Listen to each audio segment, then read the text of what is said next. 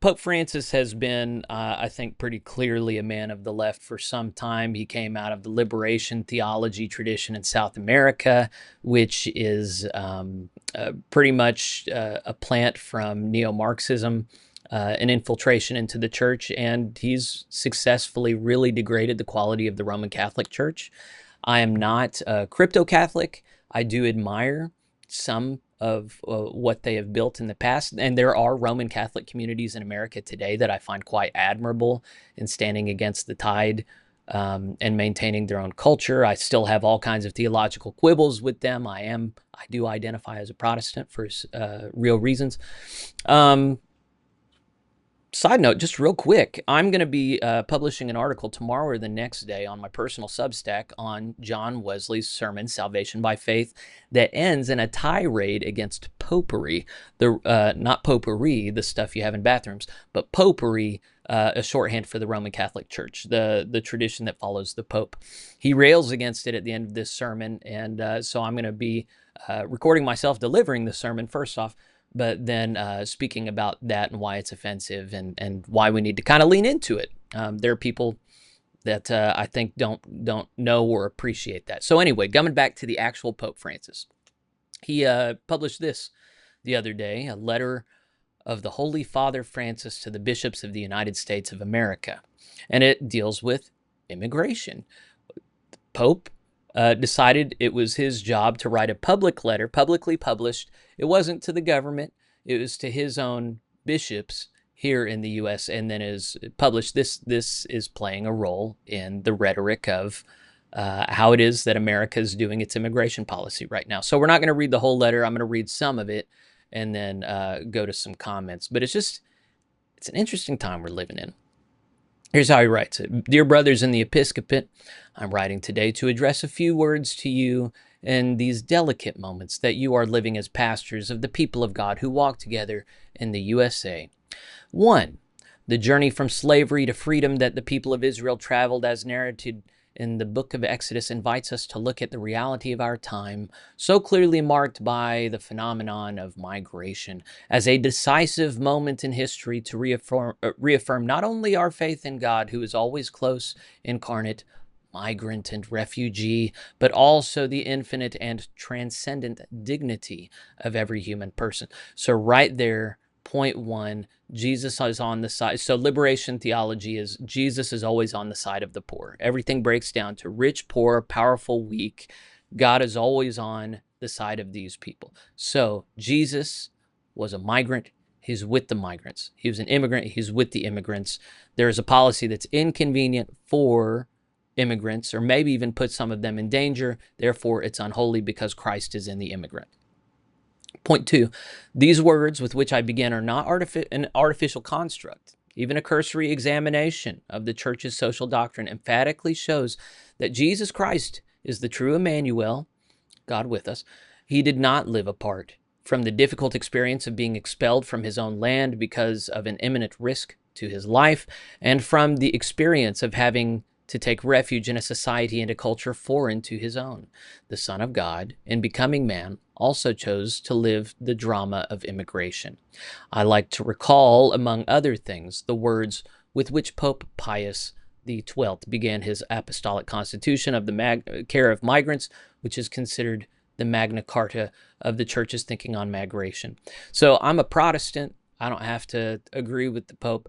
I just say there's a confusing of categories whenever we read the story of Jesus. And Jesus does indeed his family has to go to Egypt to escape Herod, who's after his life.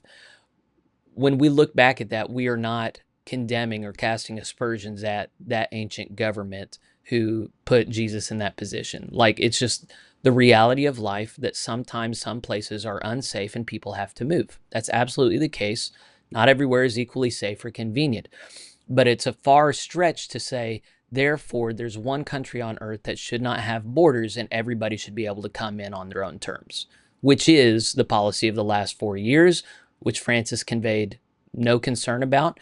It's also been the policy of the United States to have no-holds-barred abortion, killing millions of our most vulnerable children. He hasn't said anything about that during the Biden administration. So it's very strange and out of place that he's speaking so publicly and broadly about this right now. Just a little bit more. I'm going to skip that quote. Well, no, I shouldn't. This Magna Carta of the Church's thinking on migration, quote, the family of Nazareth in exile, Jesus, Mary, and Joseph, emigrants in Egypt and refugees there to escape the wrath of an ungodly king, are the model, the example, and the consolation of emigrants and pilgrims of every age and country, of all refugees of every condition who, beset by persecution or necessity, are forced to leave their homeland, beloved family, and dear friends for foreign lands. So, did Jesus emigrate? Yeah. Does that mean all immigrants are divine? No. Does that mean that because Jesus was an immigrant, we have to prioritize immigrants over citizens, over all other demographics? No. Worldly powers do not bear the sword in vain. They're called to protect order. And so, does that mean to the other extreme, we should have no care for immigrants whatsoever and that they're subhuman? Don't be ridiculous. This kind of rhetoric is not helping anybody. They are humans equally made in God's image. Even so, on this side of heaven, there has to be responsible stewardship of resources, and there has to be a protection, not just of people in vulnerable places, but people made vulnerable by the movement of others. So if you want to read that full statement from the Pope, I read maybe a third of it. I've got a link to it in the show notes. In the meantime, just a couple responses. I think Matt Walsh is really a solid guy. And I think he comes out of Roman Catholicism. He says the Pope's letter on immigration is pure nonsense. Some Catholics are soft-pedaling it, claiming he said nothing explicitly objectionable or false, but he did. He said deportation damages dignity. Let's go ahead and look that up. Does he talk about dignity? Yeah, quite a bit actually. So it says the act of deporting people who in many cases have left their own land for reasons of extreme poverty, insecurity, exploitation, persecution, or serious deterioration of the environment damages the dignity of many men and women and of entire families and places them in a state of particular vulnerability and defenselessness. It is not a sin, I don't think, to put someone in a vulnerable position or to put them in a position to acknowledge that they're vulnerable. I was watching a video yesterday of a woman being pulled over on the side of the road. She was going almost 100 miles an hour. She had her license had been suspended, and she was talking back to these officers and acting so entitled. They brought her a thing to sign. They were going to set her loose. She continued to be flippant, and then she got arrested, obviously. She was vulnerable, and she just couldn't reckon with that, so she lashed out. And that's the kind of people you create whenever you don't allow for law and order to take place. So anyway, Matt Walsh, he says that deportation damages dignity. That is false and outrageously so. Dignity is damaged by the destruction of our national sovereignty. Meanwhile, the Pope, as many point out, lives behind walls himself. From behind the walls, he declares that we shouldn't have any, and that the defense of our nation and its identity and sovereignty is morally problematic. He's flat out wrong and doing great harm with blather like this. So who says it better than him? Maybe Tom Homan.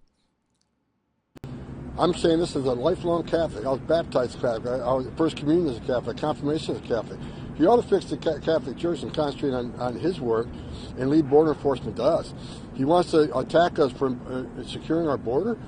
He's got a wall around the Vatican, does he not? So he's got a wall around to protect his people and himself, but we can't have a wall around the United States. So I wish he'd stick to the Catholic Church and fix that and leave border enforcement to us.